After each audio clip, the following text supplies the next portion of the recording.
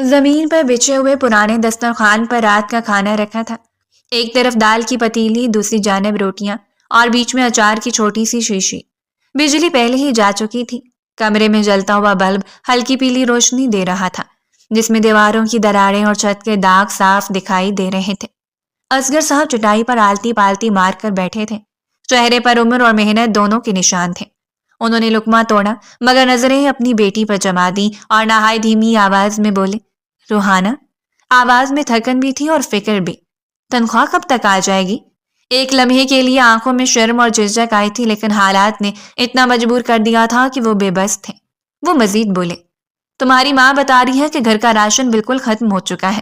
اگر وقت میں راشن نہیں ڈالا گیا تو بہت نقصان ہو جائے گا۔ پچھلی دفعہ بھی راشن والے سے ادھار پر راشن اٹھایا تھا۔ اس نے بہت گالیاں دی تھیں، بہت مشکل سے میں نے اس کے پیسے اتارے ہیں۔ اب میں دوبارہ ادھار پر راشن نہیں اٹھا سکتا۔ اس نے صاف منع کر دیا ہے۔ روحانہ نے خاموشی سے روٹی کا نوالا منہ میں رکھا، پھر سر پر رکھا، دوپٹہ ذرا سا ٹھیک کیا، نظریں اٹھائے بغیر آہستہ بولی، بابا اس دفعہ سیٹھ نے منع کر دیا ہے، کہہ رہے تھے آدھی تنخواہ دیں گے۔ مال آگے نہیں پہنچ پایا۔ میں نے بہت منت کی، ٹھیکیدار کے آگے ہاتھ بھی جوڑے، اسے اپنے گھر کی ایک ایک پریشانی بتائی، مگر اس کے باوجود انہوں نے صاف کہہ دیا ہے وہ لوگ کچھ نہیں کر سکتے۔ سیٹھ کا حکم ہے اور ہم ٹال نہیں سکتے۔ آپ کسی اور دکاندار سے ادھار پر ہی راشن اٹھائیں، ورنہ واقعی مشکل ہو جائے گی، کیونکہ میری طرف سے کوئی امکان نظر نہیں آ رہے۔ یہ سن کر روبینہ بیگم نے فوراً لقمہ پلیٹ میں رکھا تھا، آواز میں جھنجھلاہٹ صاف تھی۔ یہ کیا بات ہوئی؟ تم اپنے سیٹھ سے بات کرو، ہمارا گھر تمہاری تنخواہ پر چلتا ہے۔ تمہارے بابا روز کے کمانے والے ہیں، اس سے تو بس سبزی دال ہی آتی ہے۔ اگر تم پیسے نہیں لاؤ گی تو گھر کا گزارا کیسے ہوگا؟ تم نے کہا تھا اس دفعہ تنخواہ اچھی آئے گی، تم عجیب بات کر رہی ہو۔ اصغر صاحب نے نظریں جھکا لی، ایک لمحے کو یوں لگا جیسے بات ان کے سینے میں چپ گئی ہو۔ روحانہ کچھ کہنا چاہ رہی تھی کہ اسی وقت دروازے پر زور زور سے دستک پڑی، ایسی دستک جیسے دروازہ توڑ ڈالیں گے۔ روبینہ بیگم چونک کر کھڑی ہو گئی اور غصے سے بولی، یہ کون بدبخت ہے جو اس وقت یوں دروازہ پیٹ رہا ہے؟ کوئی مر گیا ہے جو ایسے پاگل ہو گیا ہے؟ صبر کرو، آ رہی ہوں، انہوں نے بلند آواز میں آواز لگائی تھی۔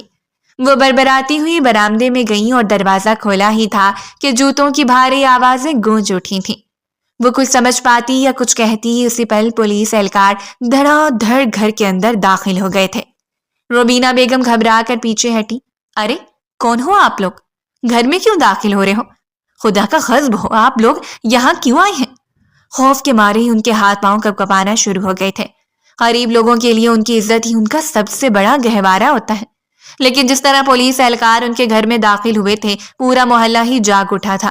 سب جھانک جھانک کر ان کے گھر میں دیکھ رہے تھے اور دوسری جانب پولیس اہلکار سنے بغیر اندر بڑھ گئے تھے۔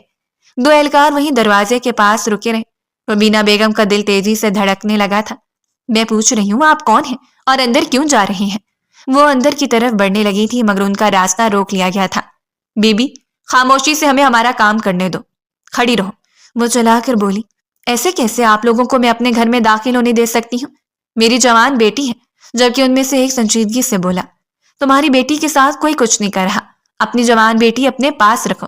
ہم آپ کے شوہر کو لینے آئے ہیں، اصغر کو، قتل کے کیس میں۔ شریف لوگوں کا قتل کرے گا، اس کو تو اب پھانسی کے پھندے پر چڑھائیں گے۔ یہ سنتے ہی روبینہ بیگم کے ہاتھ سے دروازے کا کنڈا چھوٹ گیا۔ وہ فوراً چہرے پر ہاتھ رکھ کر بولی، نہیں نہیں، ہم بہت شریف لوگ ہیں، میرے شوہر نے کچھ نہیں کیا، یہ جھوٹا الزام ہے، ہم بہت غریب ہیں، ہمارے گھر کا حال دیکھو، ایسے کیسے آپ میرے شوہر پر اتنا بڑا الزام لگا سکتے ہو؟ اہلکار سپاٹ لہجے میں بولا، یہ سب باتیں آپ عدالت میں کریں گی، ہمارے پاس گرفتاری کا آرڈر ہے، ہم وہی کریں گے، اور اگر آپ ہماری کارروائی کے درمیان آئیں، آپ پر بھی پرچہ کٹ جائے گا۔ بہتر ہے ہمیں ہماری کارروائی سکون سے مکمل کرنے دیں۔ اسی لمحے اندر سے دو اہلکار اصغر صاحب کو بازوؤں سے پکڑ کر لے آئے۔ ان کے چہرے پر ہوائیاں اڑ رہی تھیں۔ بھائی میں نے کیا کیا ہے؟ آپ لوگ میرے ساتھ ایسا کیوں کر رہے ہیں؟ چھوڑے مجھے، انہوں نے کانپتی ہوئی آواز میں کہا۔ روحانہ تیزی سے آگے بڑھی، آنکھوں میں آنسو جمع تھے۔ آپ میرے بابا کو کہاں لے جا رہے ہیں؟ انہیں شوگر ہے، وہ مریض ہیں، پلیز ایسا مت کریں، پلیز میرے بابا کو چھوڑ دیں، انہیں تکلیف ہو رہی ہوگی، خدا رہا ہمارے حال پر رحم کریں۔ اس نے ایک اہلکار کے بازو کو پکڑنا چاہا مگر اس نے سختی سے اپنا ہاتھ چھڑا لیا۔ ہٹ جائیں بی بی، کام میں رکاوٹ نہ ڈالیں، کام میں اگر رکاوٹ پیدا کریں گی تو آپ کو بھی اسی طرح گھسیٹ کر لے جائیں گے، بہتر ہے اپنی حد میں رہیں، پیچھے کھڑی ہو جائے۔ وہ خوفزدہ ہو کر 2 قدم پیچھے ہوئی تھی. معصوم سی ہرنی جیسی آنکھوں میں سمندر تہ رہا تھا. روبینہ بیگم چیختی ہوئی آگے بڑھی اور ان لوگوں کو دیکھتی ہوئے بولی, خدا کا واسطہ ہے, انہیں چھوڑ دو, یہ بے قصور ہے. میرے شوہر کو کچھ ہو گیا تو ہم کہاں جائیں گے؟ انہوں نے کچھ کھایا بھی نہیں ہے, انہیں کھانا کھانے دو, ایسا مت کرو. مگر پولیس والے ایک لمحہ بھی نہیں رکے. آئینی دروازے کے باہر گلی میں پولیس مین کھڑی تھی. اصغر صاحب کو زبردستی اس میں بٹھایا گیا. پورا محلہ انہیں دیکھ رہا تھا.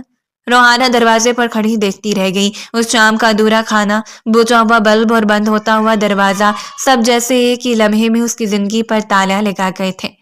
دوسری جانب حویلی میں آج مکمل سناٹا تھا. پولیس وردی کی استری شدہ شکنیں ابھی تک اس کے دن بھر کی مصروفیت کی گواہ تھیں. ایس پی ہارون آہستہ قدم اٹھاتا ہوا حویلی کے اندرونی حصے میں واقع اپنی دادوں کے کمرے میں داخل ہوا. کمرے میں ہلکی سی لبان کی خوشبو پھیلی ہوئی تھی. صوفے پر وہ سامنے بیٹھی تھی, ہاتھ میں تسبیح, ہونٹ ہلکی آواز میں ذکر کرتے ہوئے. ہارون نے قدم دھیرے کیے جیسے ان کی خاموشی کو ٹوٹنے سے بچانا چاہتا ہوں. قریب پہنچ کر مسکراتے ہوئے جھک گیا اور دھیمی آواز میں بولا, السلام علیکم دادو, کیسی ہیں آپ؟ ملازمہ بتا رہی ہے کھانا نہیں کھایا ابھی تک اور دوائی بھی نہیں لی. کس بات کا غصہ ہے اتنا؟ تسبیح چلتی رہی مگر انہوں نے نظریں نہیں اٹھائی تھی. بس ذرا سا منہ دوسری طرف موڑ لیا. وہ لمحہ ہارون کے لیے اجنبی سا تھا. وہ ان کے پاس ہی بیٹھ گیا تھا. جانتا تھا وہ اس سے ناراض ہیں, اسی لیے وہ انہیں منانے کے لیے ان کے پاس پہنچا تھا. قدرے جھک کر ان کا ہاتھ تھام لیا اور ان کے برے چہرے کو دیکھتے ہوئے آہستگی سے بولا, دادو کیا بات ہے, آپ کب تک ناراض رہیں گی؟ ایسے کون کرتا ہے اپنے پوتے کے ساتھ؟ آپ کو معلوم ہے میری ایک بہت ضروری میٹنگ ہے, مگر اس کے باوجود میں آپ کے لیے آیا ہوں کیونکہ میری دادی ناراض ہیں اور آپ اچھی طرح جانتی ہیں آپ کی ناراضگی میں کسی قیمت پر برداشت نہیں کر سکتا. وہ مزید کچھ کہتا اس سے پہلے ہی وہ اچانک اس کی طرف مڑی. آنکھوں میں غصہ تھا, آواز میں دکھ کی آمیزش. وہ بولی, کیا بات ہے؟ تم پوچھ رہے ہو کیا بات ہے؟ تمہیں یہ پوچھتے ہوئے حیا شرم نہیں آ رہی ہارون؟ اس دن کے لیے میں نے تمہیں اتنا بڑا کیا تھا. تم اچھی طرح جانتے ہو میں تم سے کتنی امیدیں رکھتی ہوں, اور آج تم نے ساری امیدوں پر پانی پھیر دیا. حویلی کے ملازمین بھی ہنسے ہوں گے تمہاری اس حرکت پر اور ہماری بے وقوفانہ محبت پر. تم نے آج صبح مجھے کتنا ذلیل کروایا. تم نے کہا تھا تمہارے پاس دن یا شام کے وقت ٹائم نہیں ہوتا.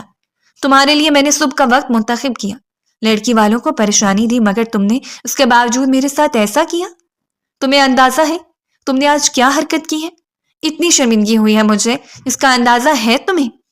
میں نے صاف کہہ دیا تھا کہ رشتے والے آ رہے ہیں, پھر تم کیوں نہیں پہنچے؟ لوگ باتیں بنا کر گئے ہیں, کہہ رہے تھے جب رشتہ ہی نہیں کرنا تو ہمارا وقت کیوں برباد کیا. ایسے لوگوں کے گھر میں کوئی رشتہ نہیں کرتا.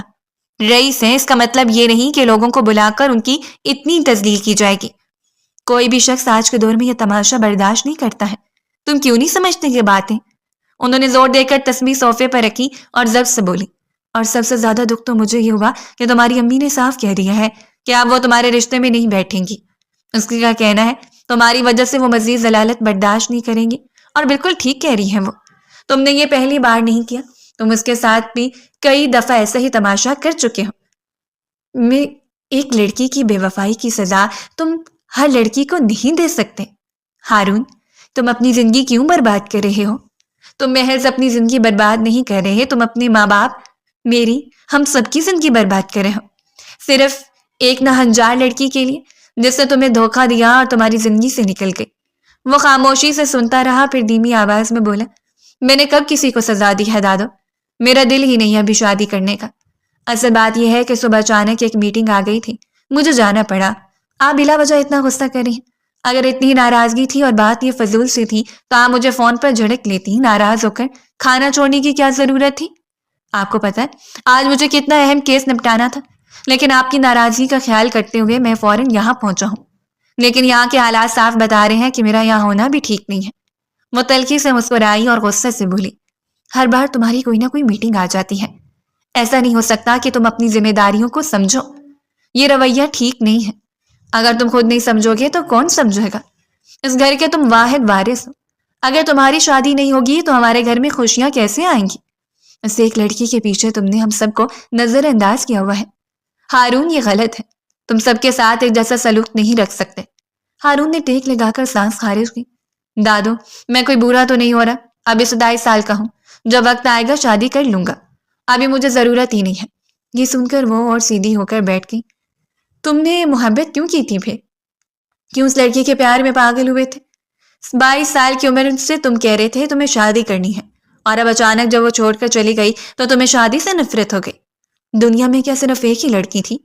ہارون کے چہرے پر ناگواری صاف ابھری۔ دادو پلیز، اس کا ذکر کر کے میرا موڈ خراب مت کریں، انہوں نے فیصلہ کن انداز میں کہا۔ میں اب تم سے بالکل بات نہیں کروں گی جب تک تم رشتے کے لیے باقاعدہ رضامند نہیں ہو جاتے۔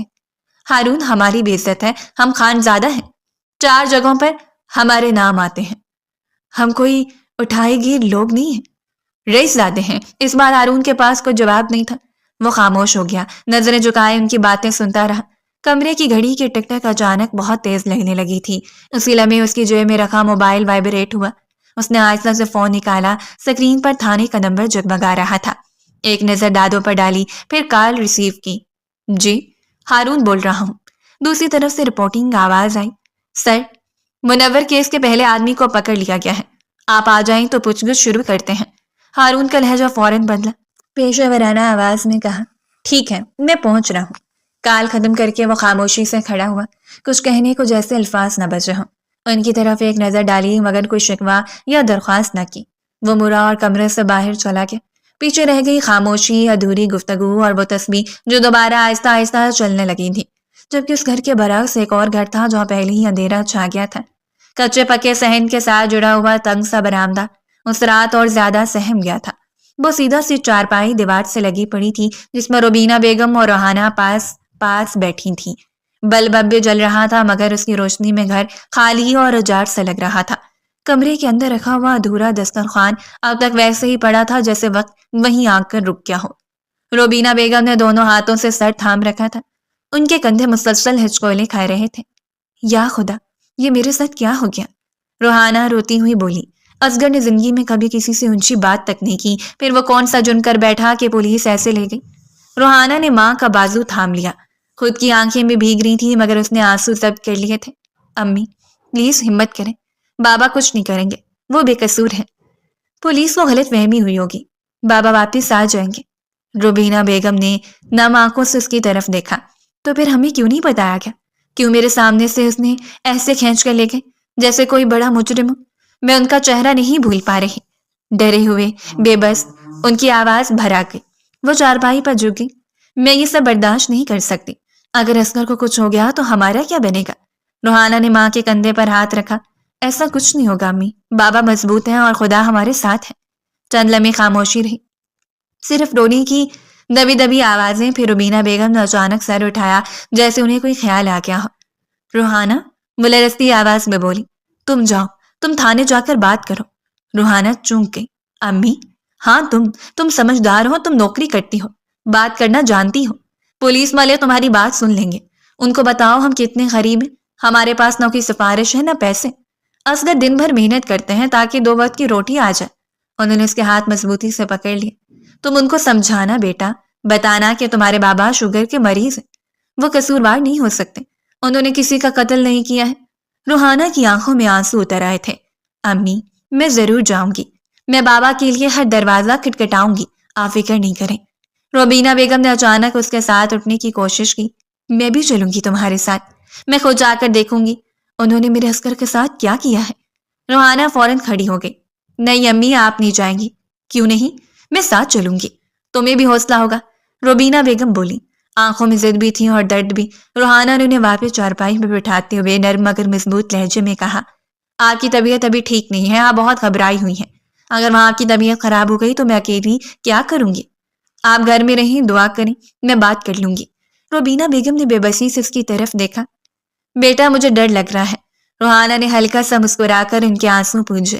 امی، مجھے بھی ڈر لگ رہا ہے مگر ہمیں مضبوط رہنا ہوگا، بابا اسی وقت ہم دونوں کو یاد کر رہے ہوں گے۔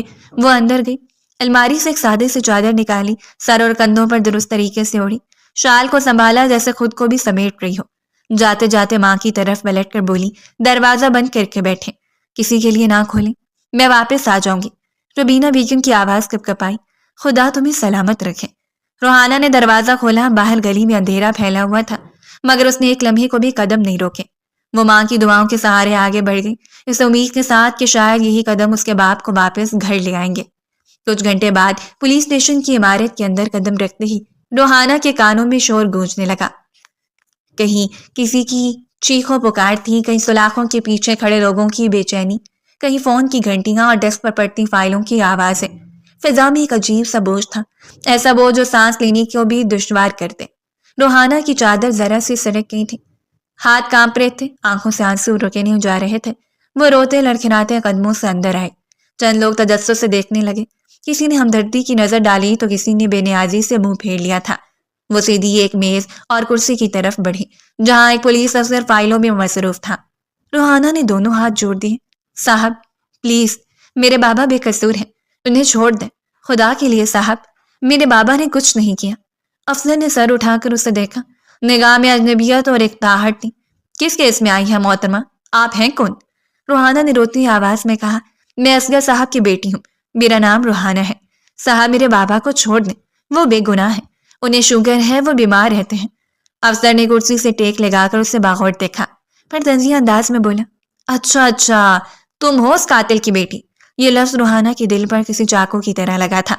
نہیں صاحب، وہ قاتل نہیں ہے، پلیز ایسا مت کہیں۔ افسر نے ہاتھ کے اشارے سے بات ختم کی۔ وہاں جاؤ، جا کر بیٹھو، ابھی ایس پی ہارون صاحب نہیں آئے، انہیں بلایا گیا ہے، پہلے وہ تمہارے باپ سے ملاقات کریں گے، پھر تم سے، تبھی کچھ بن پائے گا۔ روحانہ کچھ اور کہنا چاہ رہی تھی مگر اسی لمحے دروازے کے پاس ہلچل ہوئی۔ پولیس اسٹیشن کا ماحول اچانک بدل گیا، ایک باوقار سے خاموشی چھا گئی۔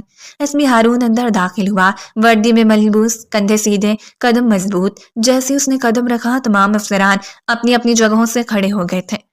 سلام صاحب۔ روحانہ نے چونک کر پلٹ کر دیکھا، اس کی آنسوؤں سے بھری آنکھیں ہارون کے چہرے پر جم گئیں۔ ہارون بھی ایک لمحے کو ٹھٹک کر رک گیا، اس نے اسے غور سے دیکھا، پھر سنبھل گیا تھا۔ وہ لڑکی بلا شبہ چاند کا ٹکڑا تھی مگر وہ خود کے اعصاب پر قابو پا گیا تھا۔ روحانہ چند قدم آگے بڑھی۔ آپ ایس پی ہارون ہیں؟ اس نے ہلکا سا سر ہلایا۔ جی۔ اسی لمحے روحانہ نے دونوں ہاتھ پھر چھوڑ دیے، اس کی آواز لرز رہی تھی مگر الفاظ صاف تھے۔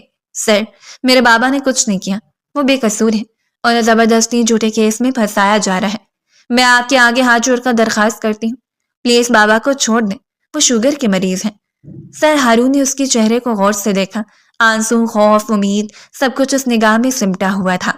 اس کا لہجہ مگر سخت رہا تھا۔ تمہارے باپ نے منور کا قتل کیا ہے، یہ کوئی معمولی بات نہیں ہے، اتنی آسانی سے کسی کو نہیں چھوڑا جاتا۔ روحانہ کی سانس اٹکنے لگی۔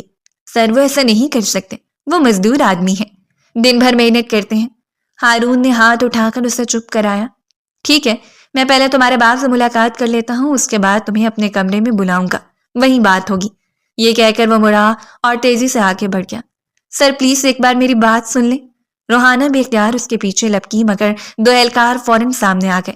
بیبی پیچھے ہٹ جائیں، مجھے جانے دیں، وہ میرے بابا ہیں، انہوں نے اس کے راستے میں ہاتھ پھیلا دیے تھے، قانون کو اپنا کام کرنے دیں۔ روحانہ وہیں رک گئی، آنسو خاموشی سے اس کے گالوں پر بہنے لگے۔ پولیس اسٹیشن کی سخت دیواروں کے درمیان وہ خود کو پہلے سے زیادہ تنہا محسوس کر رہی تھی اور اس کی نظریں اس دروازے پر جم گئیں جہاں سے ایس پی ہارون ابھی اندر گیا تھا۔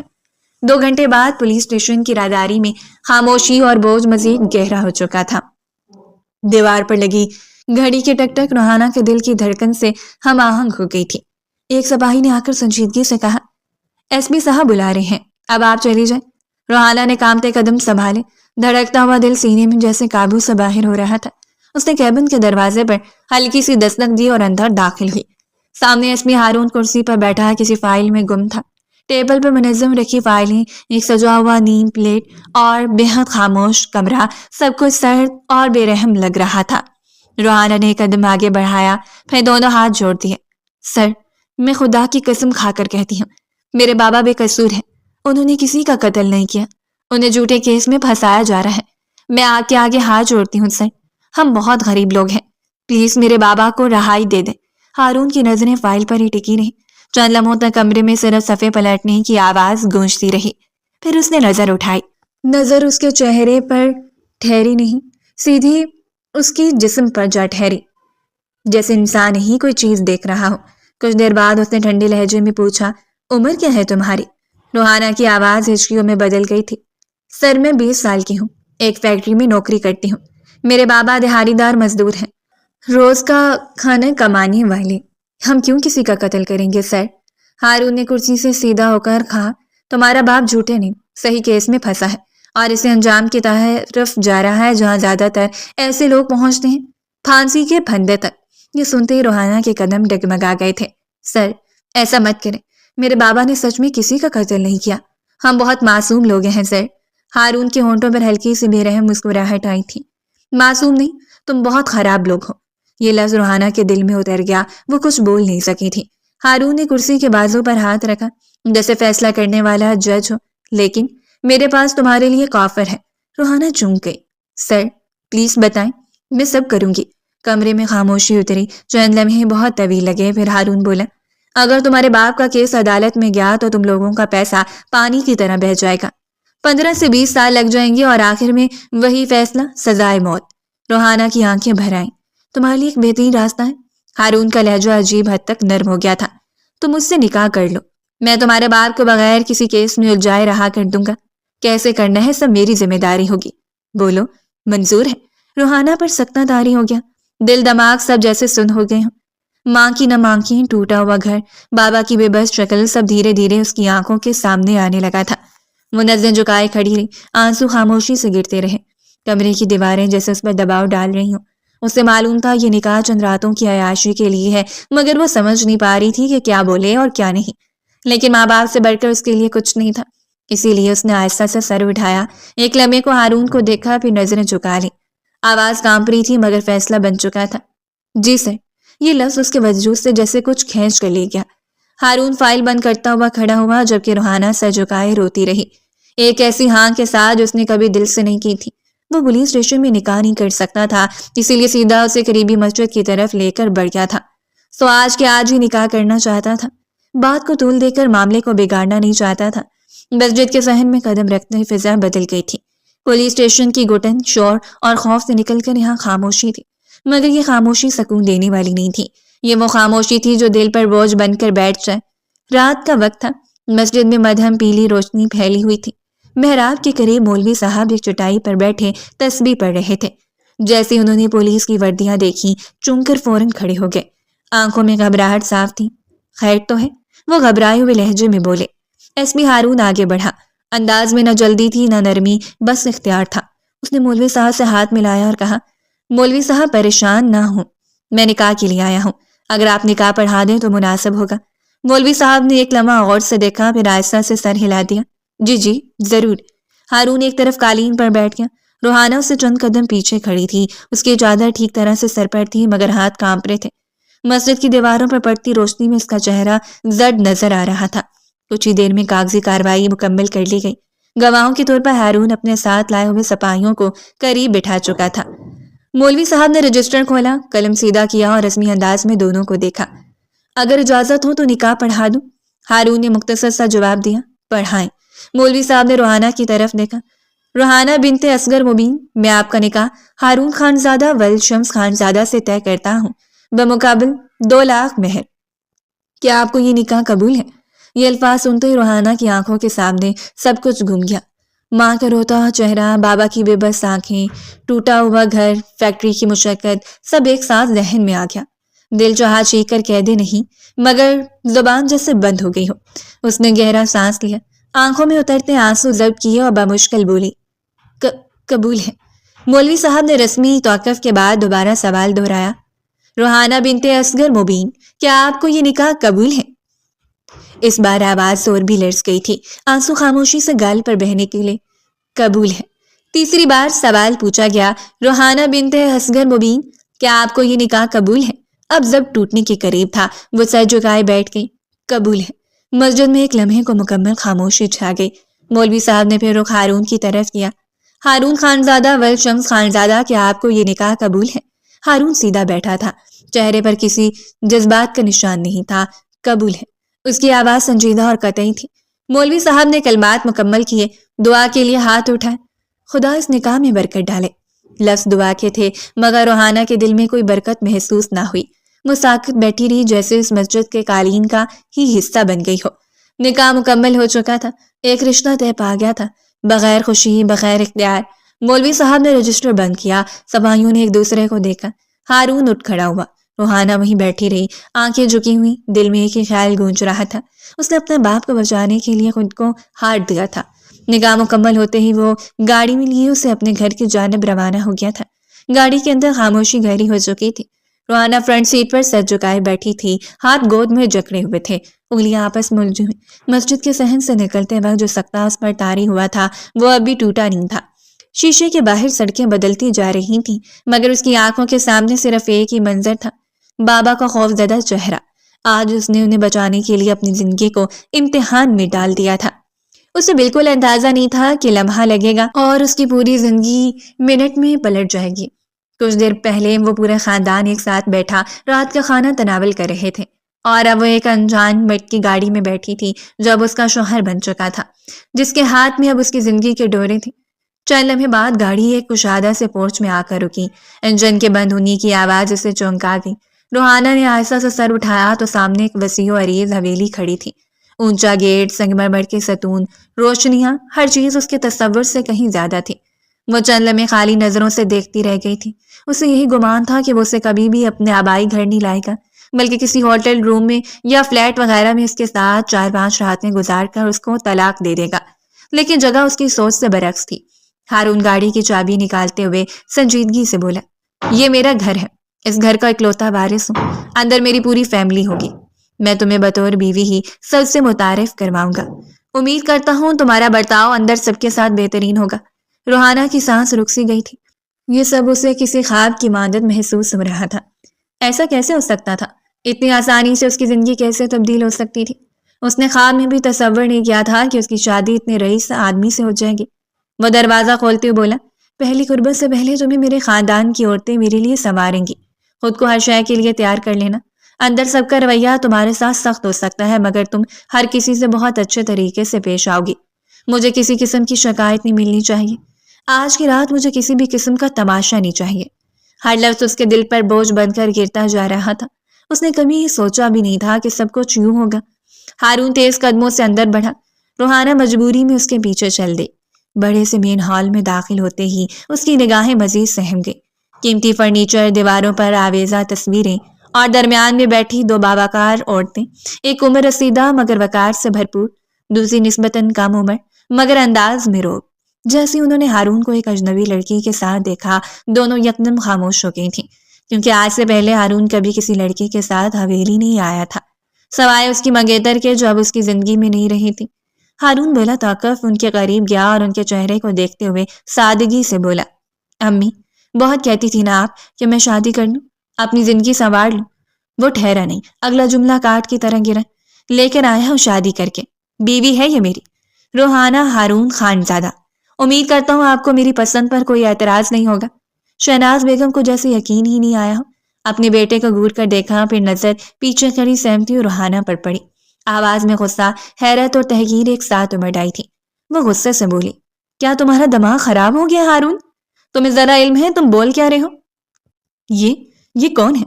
تمہیں ذرا سا بھی اندازہ ہے کہ تم خانزادہ خاندان کے اکلوتے وارث ہو، اور تم نے اس بکارس سے شادی کر لی؟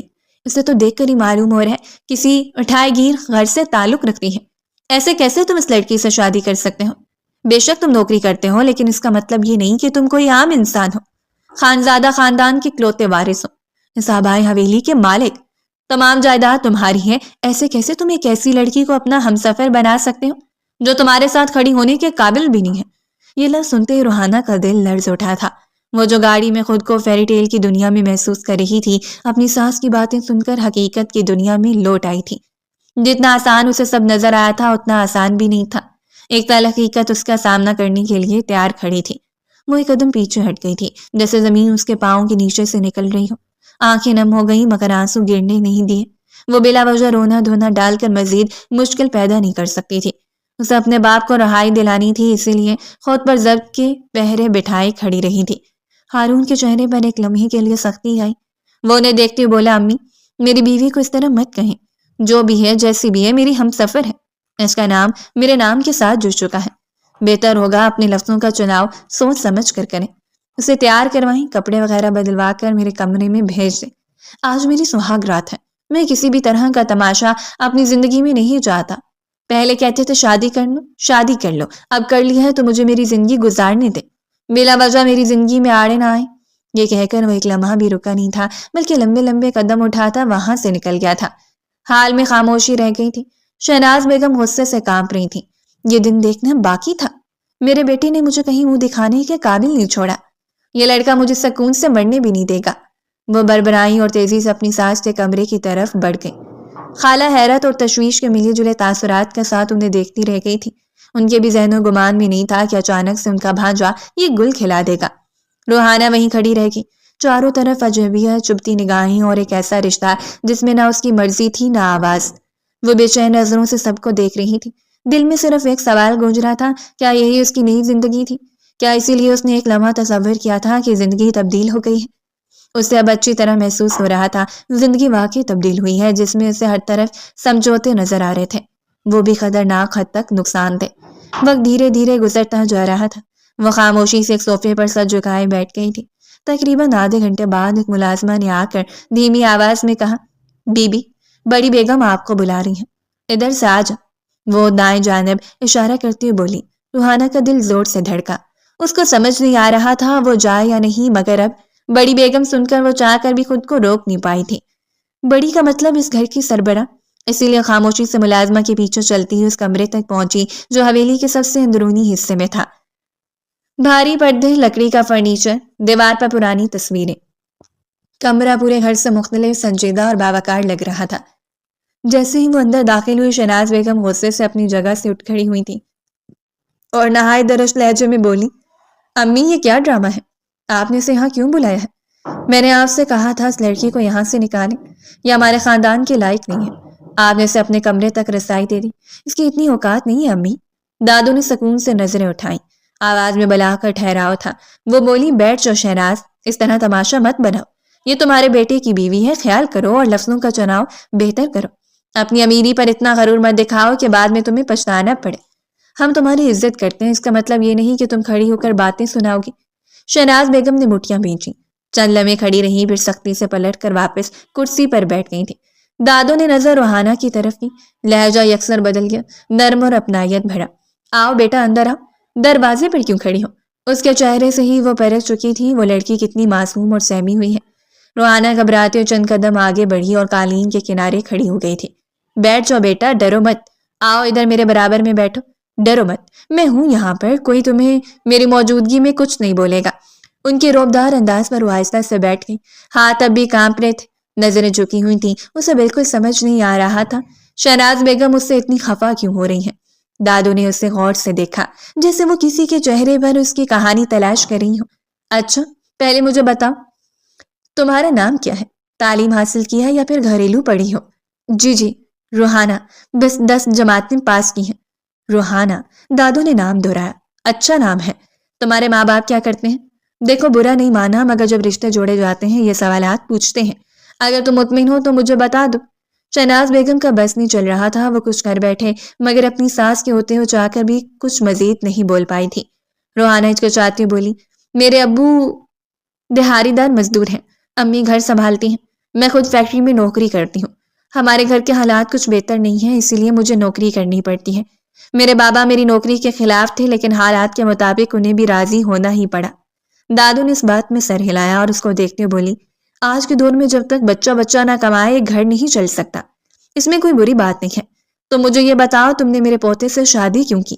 آخر کیا وجہ تھی میرے پوتے کو اپنے لیے منتخب کرنے کی؟ یہ سوال سنتے ہی روحانہ کی آنکھیں بھر آئیں۔ اس نے ہمت جمع کی، بڑی بیگم صاحبہ، میرے بابا بے قصور ہیں، انہیں قتل کے کیس میں پھنسا دیا گیا تھا۔ ایس پی صاحب نے کہا اگر میں نکاح نہ کروں تو بابا کو نہیں چھوڑیں گے، اس لیے مجبوراً مجھے ان سے نکاح کرنا پڑا۔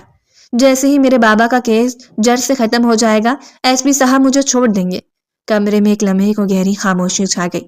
شہناز بیگم کی کرسی چرچرا اٹھی، یہ سب بکواس ہے۔ وہ غصے سے اٹھ کھڑی ہوئی، امی آپ اس کی باتوں میں مت آئے، یہ جھوٹ بول رہی ہے، اس نے میرے بیٹے کو اپنی اداؤں کے جال میں پھنسایا ہے۔ دادو نے سخت نظروں سے انہیں دیکھا، بس ابھی تھوڑی دیر پہلے میں نے تم سے بولا تھا خاموش ہو جاؤ، لیکن تمہیں میری یہ بات سمجھ کیوں نہیں آ رہی؟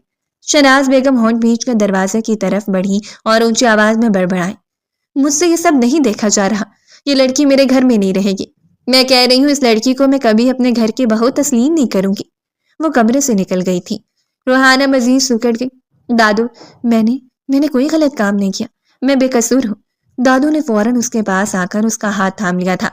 میں جانتی ہوں بیٹا، سچ آنکھوں سے جھلک رہا ہے، تمہیں ڈرنے کی ضرورت نہیں ہے۔ تمہیں اگر میرے پوتے نے اپنے لیے منتخب کیا ہے اس کے پیچھے یقیناً کوئی وجہ ہوگی، کیونکہ میں ہارون کو جانتی ہوں، وہ کبھی بھی ایسی ویسی لڑکی کو اپنے لیے منتخب نہیں کر سکتا۔ اس نے تمہارے اندر کچھ دیکھا ہی ہوگا۔ انہوں نے اسے اپنے قریب بٹھا لیا۔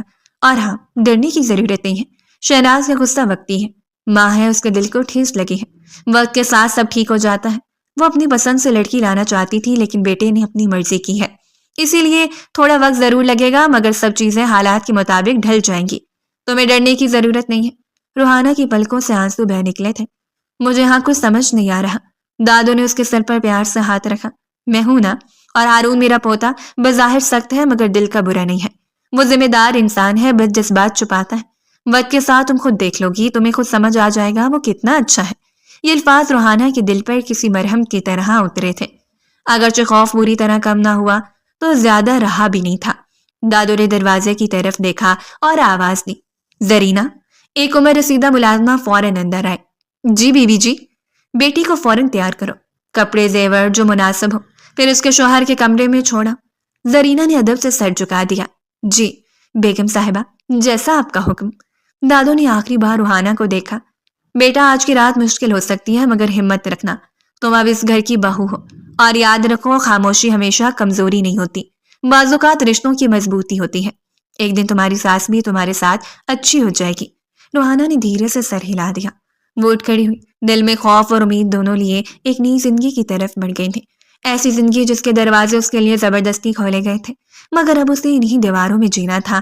کچھ دیر بعد پیار کرنے کے بعد اس کو ہارون کے کمرے کے پاس چھوڑ دیا گیا تھا۔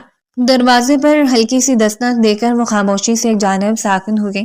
دل کی دھڑکن کانوں میں گونج رہی تھی، ہاتھوں کی انگلیاں کپڑے میں الجھ کر پسینے سے تر تھیں۔ چند لمحوں بعد دروازہ کھلا تو سامنے ہارون کھڑا تھا۔ اس کی نظر سب سے پہلے دلہن کے سنہرے لہنگے پر ٹھہری، پھر اس کے سہمے ہوئے چہرے پر۔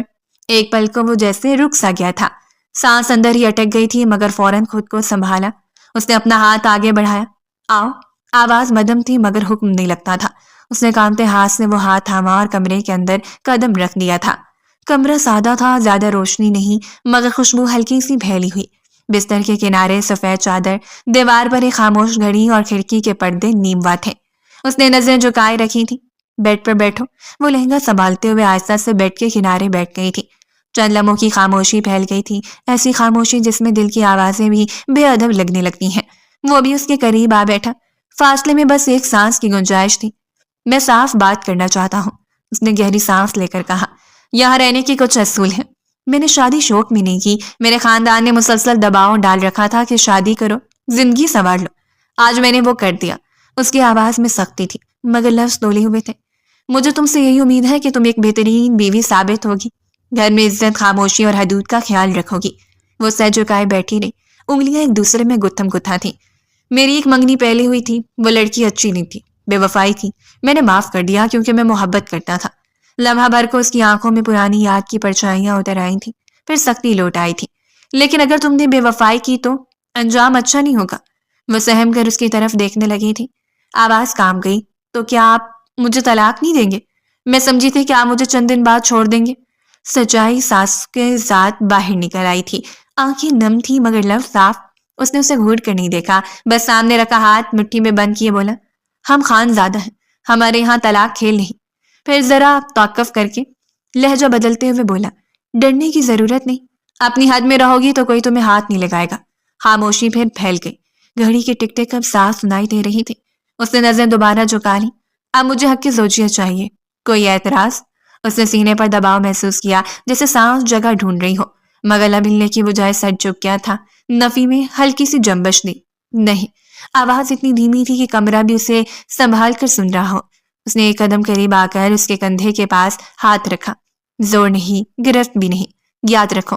وہ آہستہ بولا، یہ گھر بڑا ہے مگر رسول اس سے بڑے ہیں۔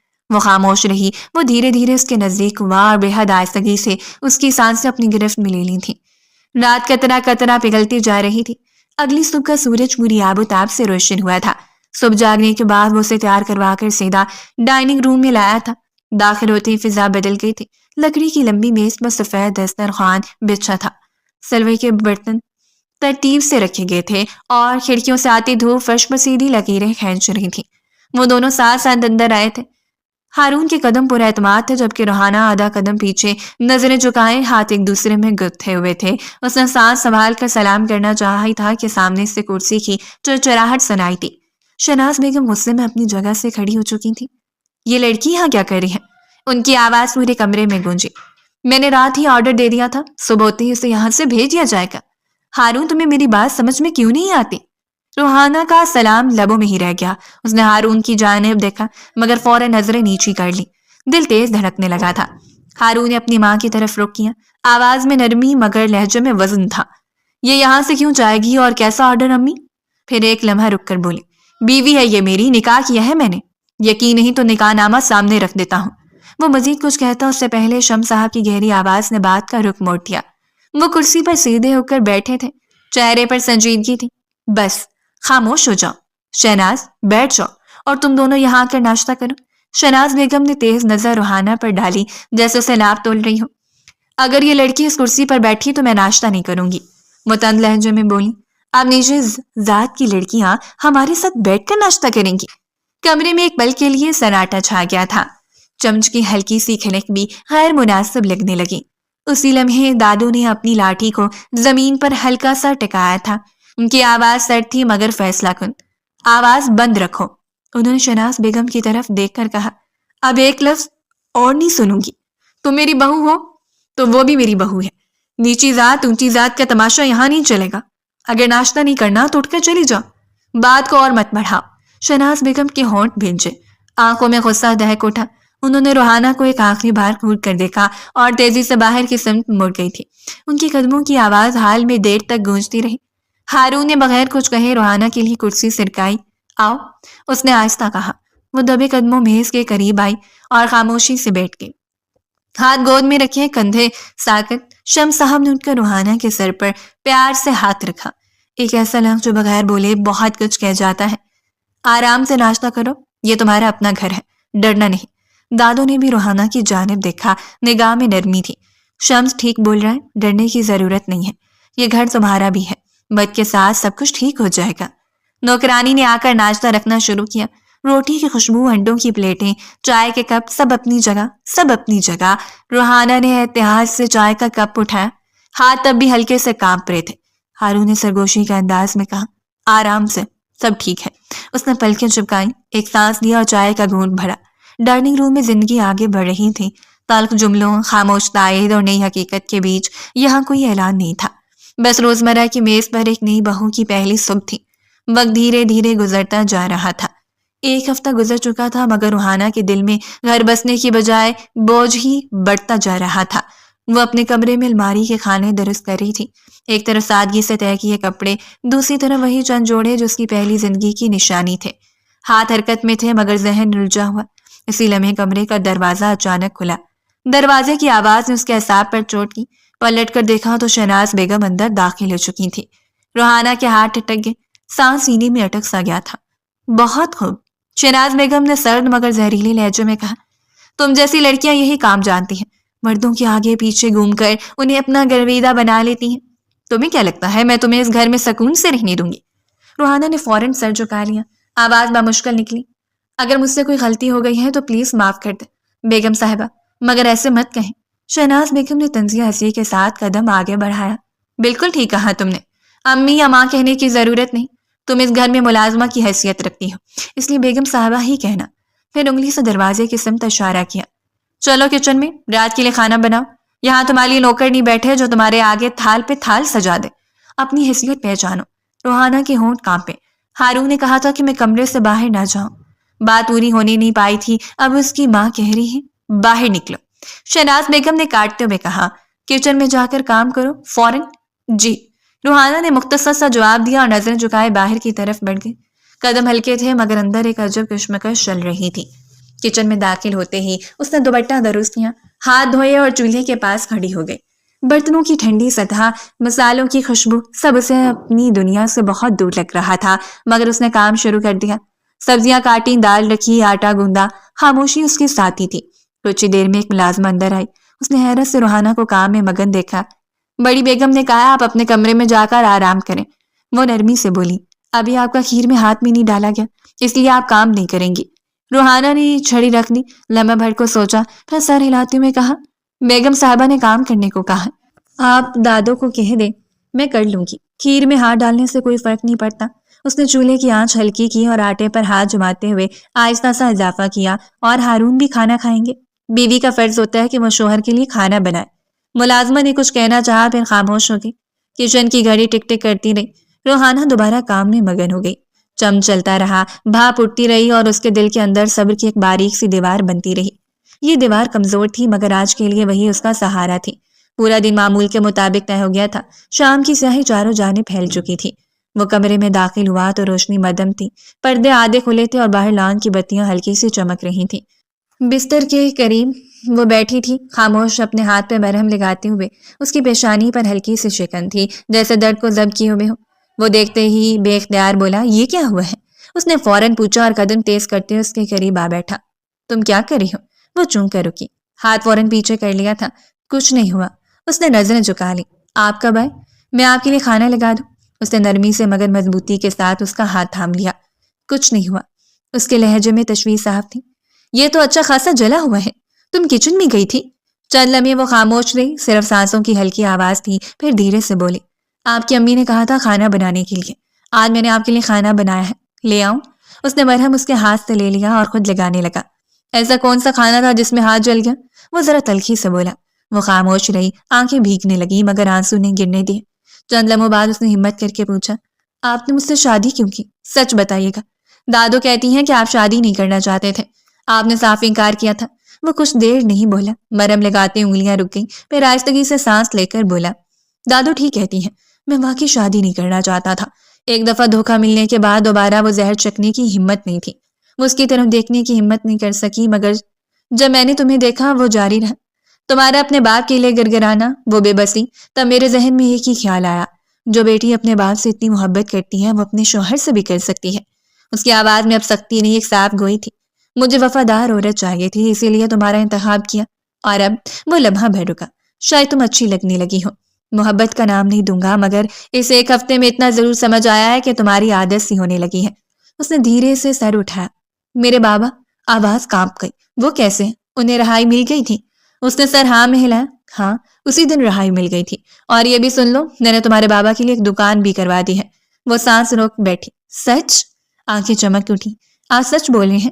بالکل سچ، اس نے مختصر جواب دیا، پھر قد نرم مسکراہٹ کے ساتھ بولا کل تمہارے گھر چلیں گے تمہارے بابا سے ملنے، تمہیں کسی بات کی ٹینشن لینے کی ضرورت نہیں ہے، اور اگر اب امی نے تمہیں پریشان کیا، اس نے پختگی سے کہا، تو ان کا سامنا میں خود کر لوں گا۔